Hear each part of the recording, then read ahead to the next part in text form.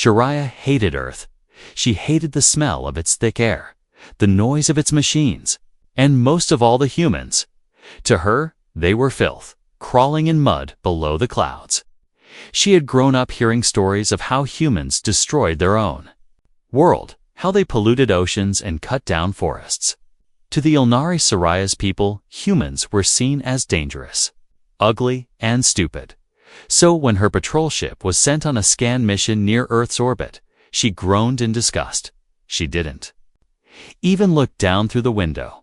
"Why waste my eyes on dirt?" she muttered to herself, her long fingers dancing over glowing controls. But fate didn't care about pride. Midway through her orbit, something cracked inside the engine. Sparks flew from the side panel. The lights flickered red, and the ship began to shake violently. Jiraiya's heart jumped. System malfunction. "Engine failure, altitude dropping," said the cold voice of the ship's AI. She cursed and slammed her hand on the controls, trying to stabilize, but it was too late. Her sleek silver vessel screamed as it tore through Earth's atmosphere. The nose glowed hot, flames licked the sides, and pressure alarms roared. She gritted her teeth, pulled hard on the yoke, but the ship was dying. The Ilnari were not built for crashing. They were built for control, speed, and perfection. Not this. Everything turned into fire, and noise, and then blackness. She woke up to pain. Her chest ached. Her legs were trapped under broken metal, and the air. The air was thick and wrong. She coughed, spitting blood and dirt. All around her was smoke and fire, trees burning, glass shattered, and the twisted remains of her ship. The clouds above looked low and heavy, pressing down on her like a curse. So this was Earth. She hated it already. A sharp piece of metal was lodged in her side, and every breath burned. Jiraiya tried to move, but screamed instead, her voice lost in the crackling flames. She stared up at the sky, her vision blurry. Would her people come? Would they even care? No rescue beacons worked. Her comms were dead, and her ship was a tomb. Minutes passed like hours. Then she heard its footsteps, heavy, running, fast. She tensed, reaching for her weapon, but her fingers were numb. From the smoke came a shadow, 2 legs, one arm carrying something, the other raised a human. He wore a pilot's jacket, his face dirty, eyes wide with panic. Jiraiya snarled, tried to raise her hand to strike him, but collapsed. The human dropped beside her, looking at her wounds. He didn't speak her language, but his face showed something strange worry. She expected a laugh, maybe a camera, or a weapon pointed at her skull, but instead, he took off his jacket and covered her body gently. She blinked, confused. Why? He pulled a small device from his belt, shining light into her eyes, checking her wounds. Jiraiya tried to protest, but her throat only gave out a painful cough. The human seemed frustrated, not at her, but at her injuries. He mumbled something. She didn't understand and tried to lift a beam off her legs. She screamed, not from pain, but from shock. He was helping her. The metal groaned as he struggled, finally freeing her legs from the wreck. Then he bent down, slid his arms under her, and picked her up. Jiraiya had never been touched by a human before. His skin was warm, his breath fast. She looked at his face as he carried her away from the fire. Not hatred, not amusement, just determination. Her vision faded again, but just before everything went dark, she heard him whisper, "It's okay, I got you." The words meant nothing to her ears, but something about his voice calmed her. Was he a fool? Why would a human risk himself for an Ilnari? Her people wouldn't do the same for him. They would leave him to die, like filth on the ground. But this one didn't walk away. He ran into fire. He carried her like she mattered, and that thought stayed with her, even as the world faded to black. Jiraiya opened her eyes slowly, the light above her soft and flickering. She was not in a prison cell. not strapped to a table, not even behind a force field. She was lying on a soft surface, wrapped in a thick blanket, her wounds cleaned and bandaged. For a moment, she thought she was in a dream, but the smell of engine oil and dust told her otherwise. The walls were made of old metal sheets, patched and dented, with wires hanging from above. Strange human tools lay on wooden tables, and a cracked window showed a dry plain outside. This was not a hospital or a lab. It looked like a human mechanics workshop, maybe a hangar. She tried to sit up, but groaned in pain. Something inside her ribs shifted, and she leaned back, her eyes narrowing. Where was he, the human who carried her? Had he brought her here just to study her, or to sell her to others? Her people always warned her. Humans were greedy, always, wanting something in return. Just then, the door creaked open, and he walked in. Same dirty jacket, same tired eyes. But now holding a steaming cup in one hand and a small bowl in the other. He froze when he saw her awake, then smiled gently and stepped closer. Jiraiya's eyes locked onto the tools nearby, calculating how fast she could reach them if needed. The human placed the bowl on a table and pointed to it, then tapped his own chest and said, "Ray." She frowned, not understanding the words. But the tone wasn't threatening. He pointed to her and raised his eyebrows, as if asking for her name. She stayed silent, her lips pressed together. He didn't seem to mind. Instead, he sat down a few feet away, watching her carefully, as if trying to decide what to do next. He pulled out a small notebook and began sketching something, glancing at her from time to time. Curiosity slowly replaced fear. He wasn't touching her, wasn't questioning her, just drawing. After a while, he turned the book toward her. It showed her ship damaged, smoking, missing pieces but drawn with care. He tapped the image, then pointed toward the hangar's back wall. Jiraiya turned her head and saw at her ship, or what was left of it. The front was crushed. One wing was missing, and the power core was exposed. But it was here, inside his hangar, not scrapped or stolen. He had dragged it here, piece by piece, to protect it. Jiraiya blinked, unsure how to respond. She pointed at herself, then at the ship, then at him. Raising a brow, he smiled and nodded, then reached under the table and pulled out a toolkit. Ray opened a box filled with spare parts, some human-made, some alien, mismatched, but carefully stored. He placed one in her hand and stepped back, letting her inspect it. It was a cooling node, Ilnari tech, removed with precision. Not force. He didn't steal it. He preserved it. That made her chest tighten a little. Ray spent the next hour working quietly on her ship while she sat and watched. He didn't rush, didn't complain, just worked like it mattered. She had always believed humans were clumsy and loud, but Ray's hands were steady, movements smooth. She began to study him. Not just his actions, but his silence, his effort. Later, when he returned with another bowl of warm food, she didn't turn away this time. He offered it to her, and she accepted it with a nod. The taste was strange, but not unpleasant. She kept her eyes on him as she ate slowly, still unsure why this was happening. Jiraiya had been raised to see humans as beneath her. But this human was showing kindness, not fear, care, not cruelty. And he wanted nothing in return, not even her name. That night, as she lay in the corner of the hangar, covered in his spare blanket, she stared at the ceiling. Why was he doing this? What kind of human risked everything to help someone he should fear? And why? Did she not hate him anymore? She closed her eyes, confused, tired, and aching. But for the first time since she fell from the sky, she felt safe. Jiraiya woke to the sound of something grinding, metal on metal, echoing through the hangar like a slow heartbeat. She sat up slowly, her side still sore, and looked toward the noise. Ray was already awake. Working near the back of the shipwreck, his shirt was tied around his waist. chest smeared with oil and sweat, hands deep inside an open panel.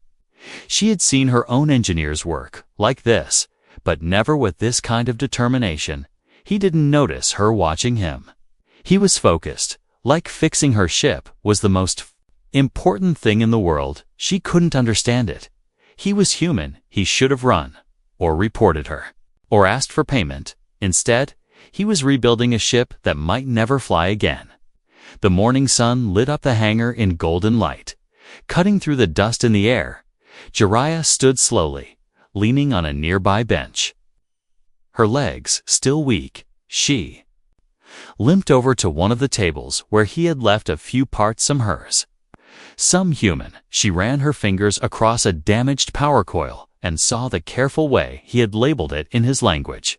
Even though he couldn't read Ilnari script, he had drawn diagrams, shapes, and signs to remember what went where. Jiraiya picked up a tool and walked over to the damaged wing of her ship. Rei heard her steps and turned, surprised she didn't speak, just knelt beside the wing and started removing debris.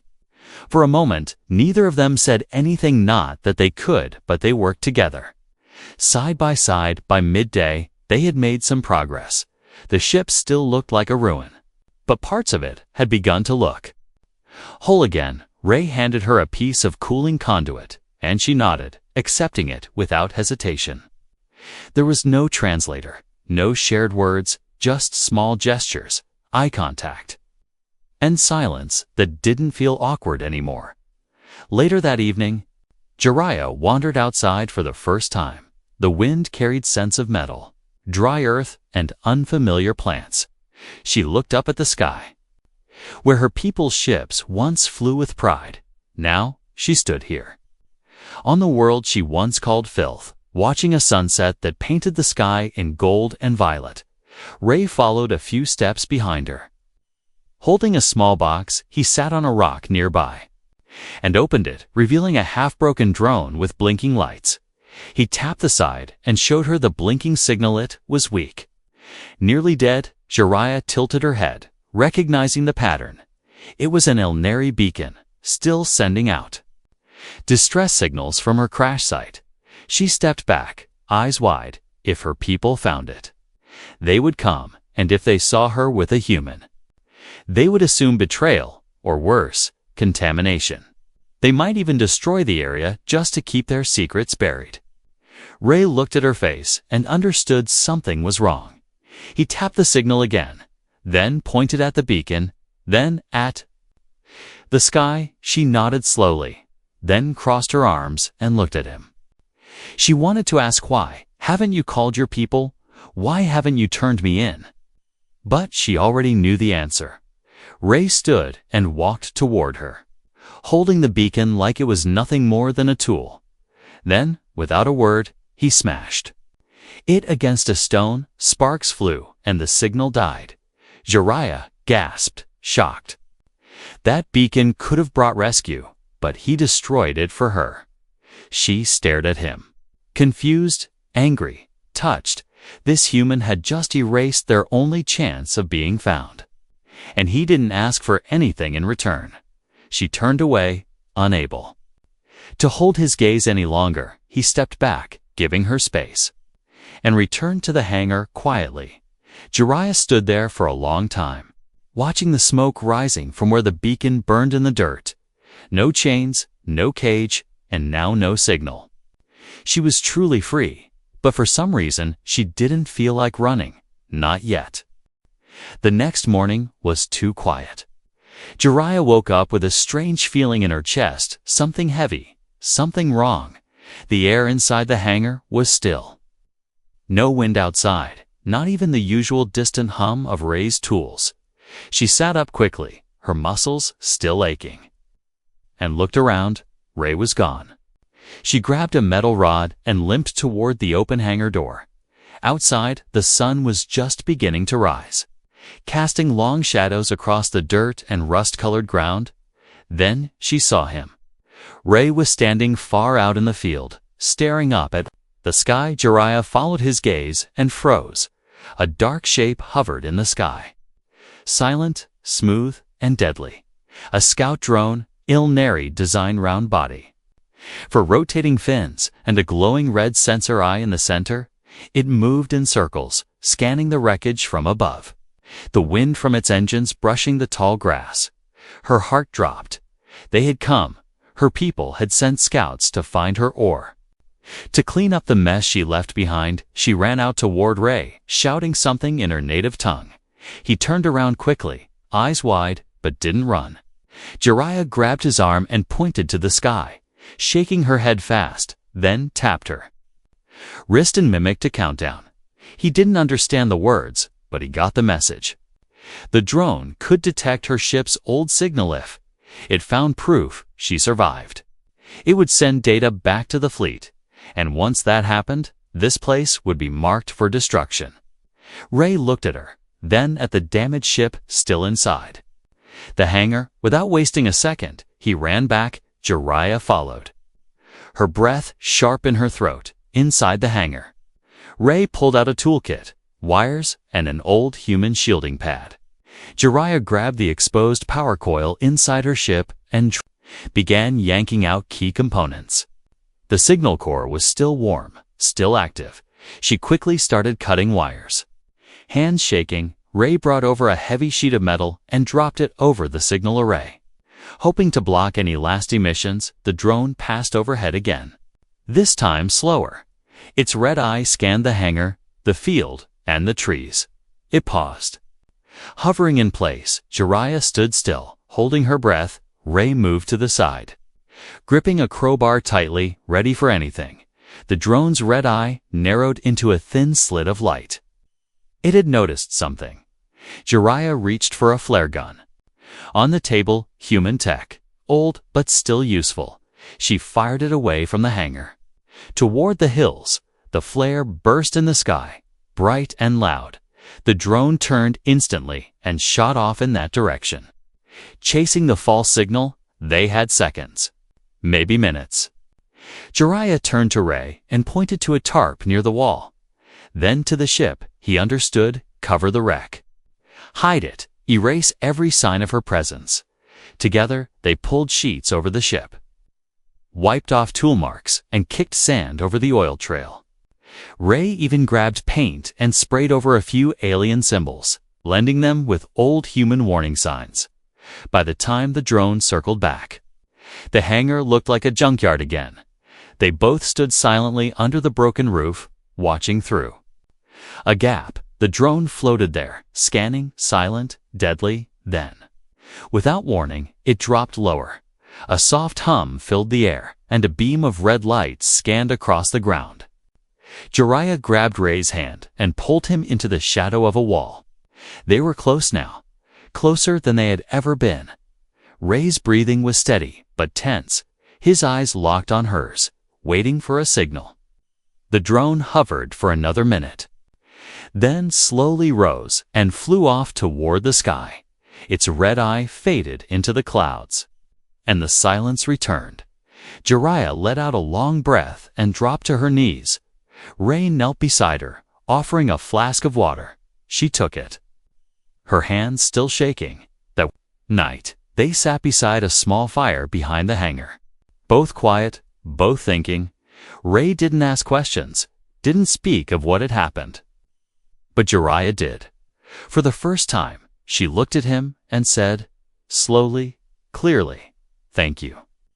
Her voice was rough, unsure, but the words were honest. Ray blinked, surprised, then smiled. Jiraiya turned her gaze toward the stars above.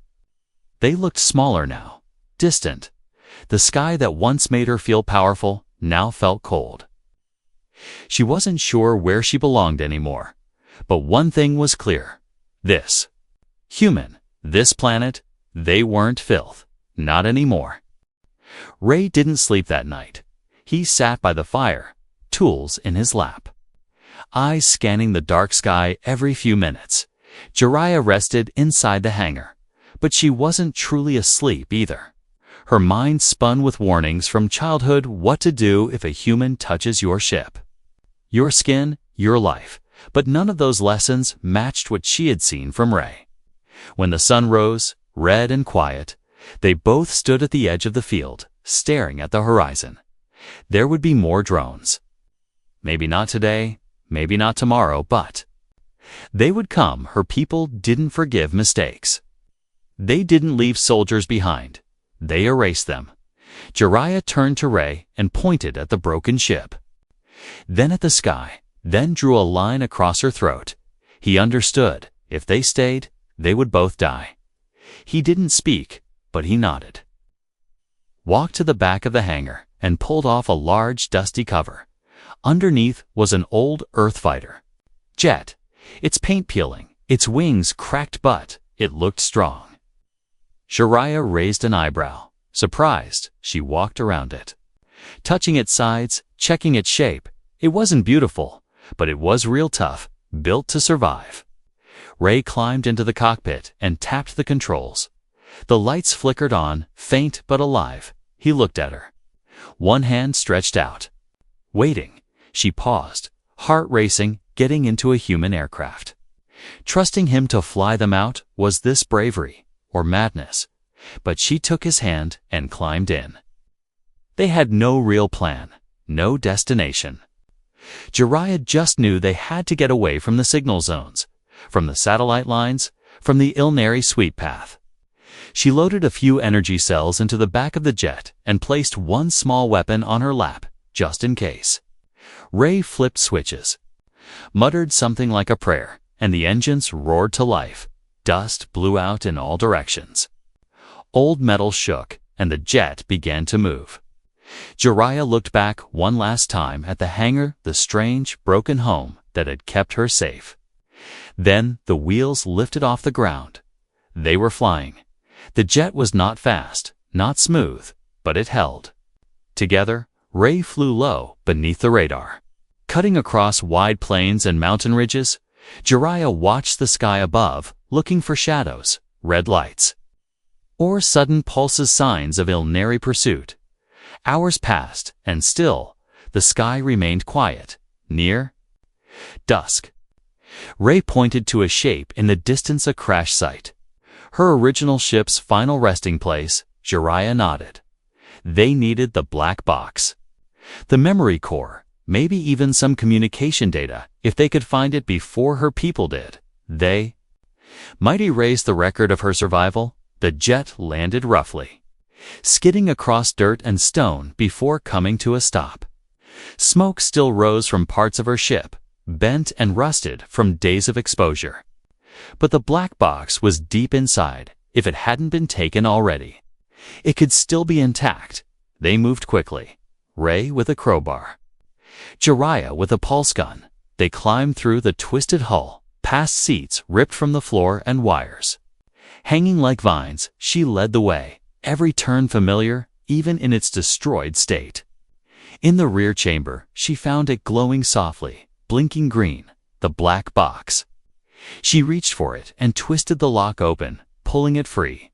Just then, a sharp sound echoed through the broken ship metal footsteps. Jiraiya turned and aimed her weapon. Rei ducked behind a fallen beam, through a shattered panel. They saw them, 3 Ilnari scouts in gray armor, rifles raised. Her people had arrived. Jiraiya whispered a curse and pointed to the other exit. They moved fast, crawling through the broken walls.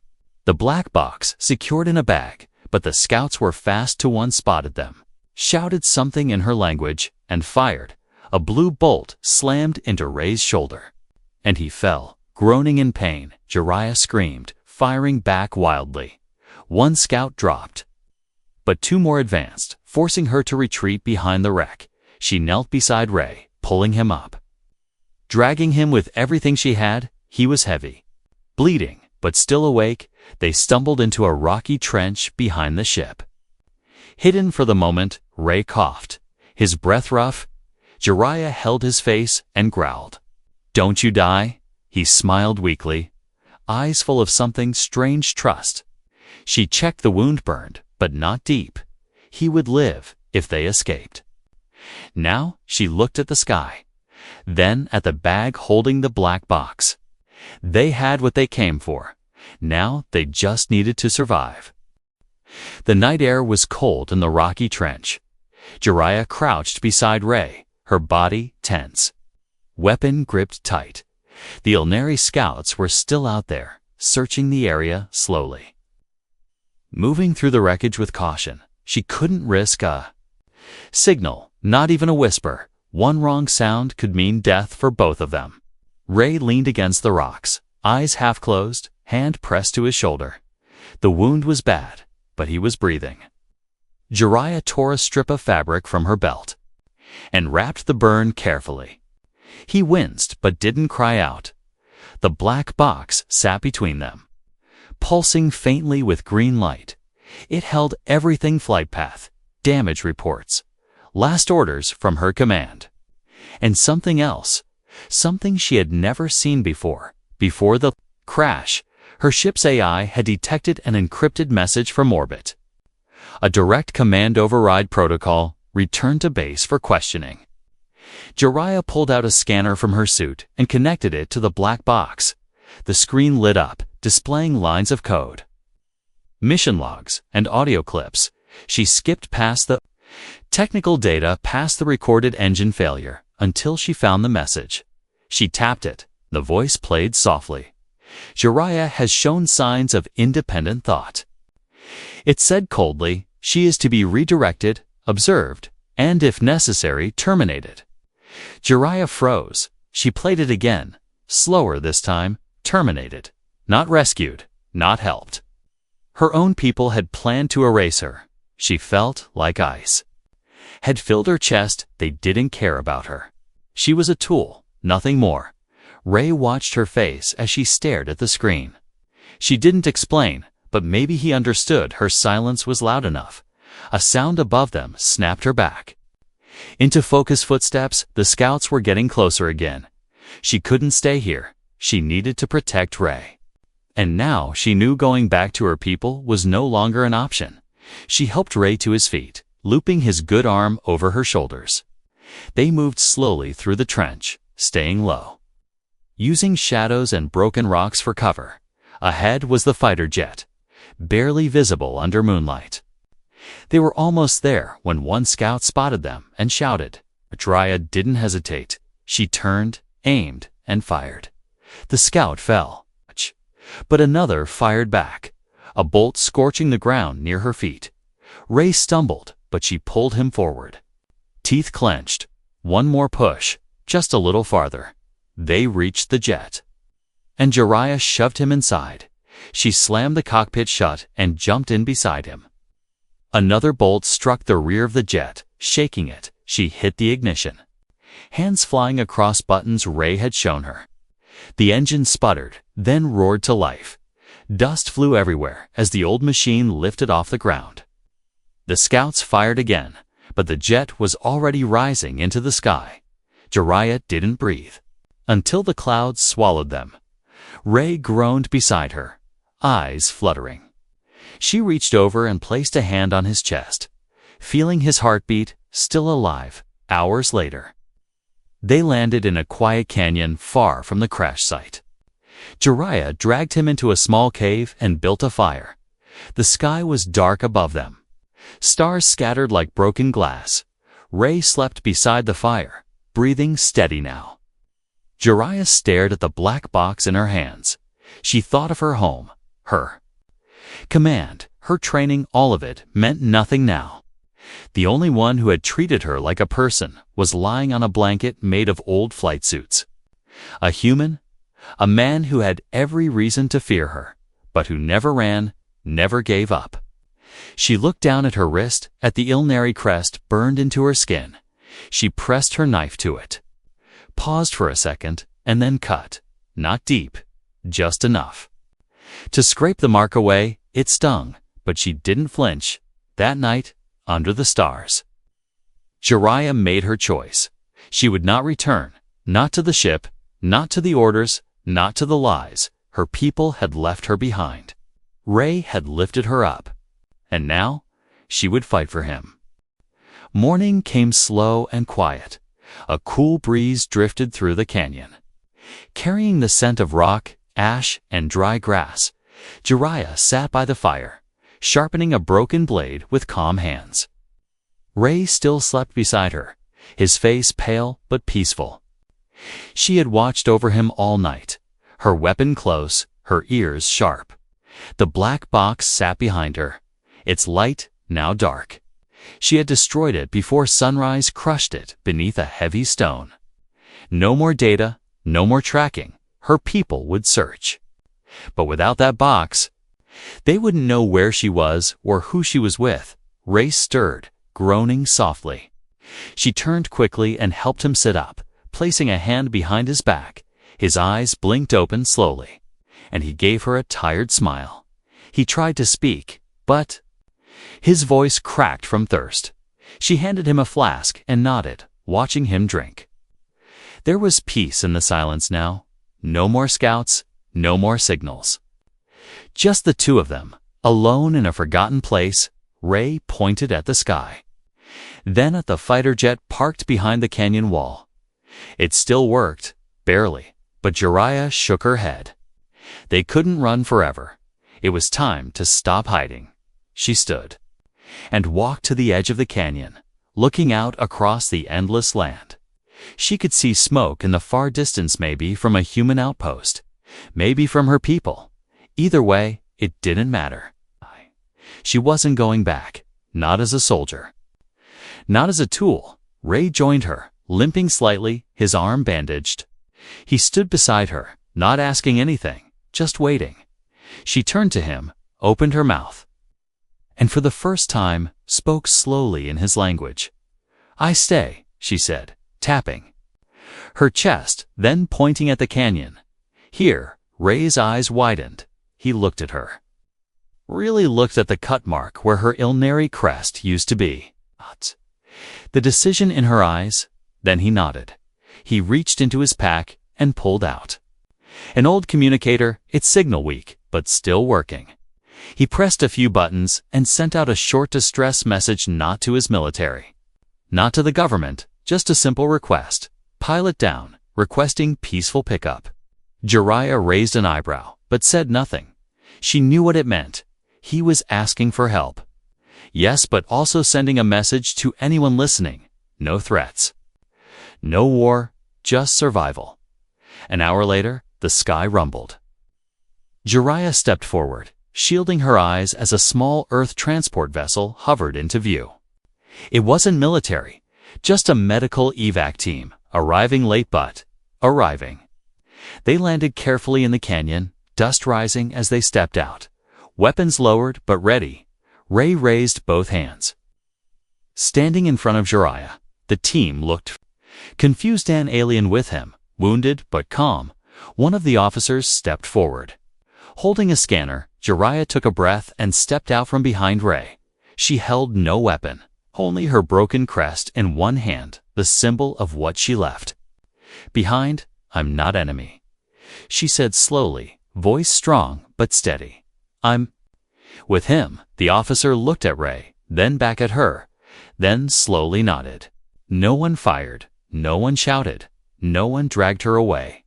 Instead, they opened the ship and helped Ray inside. Jiraiya followed, sitting beside him, her head held high. She didn't know what the future would bring. Questions, tests, maybe even prison. But at least now she had a choice, and she had someone beside her as the ship rose into the sky. She looked out the window one last time. The canyon, the broken jet, the ashes of the black box, all of it shrinking below. Her old life was gone. But something new had begun. She reached out, and Ray took her hand without hesitation. Flesh and blood, human and Ilnari, two enemies who found something stronger than war. Not hate, not orders, but trust, and maybe, just maybe, something even deeper than that.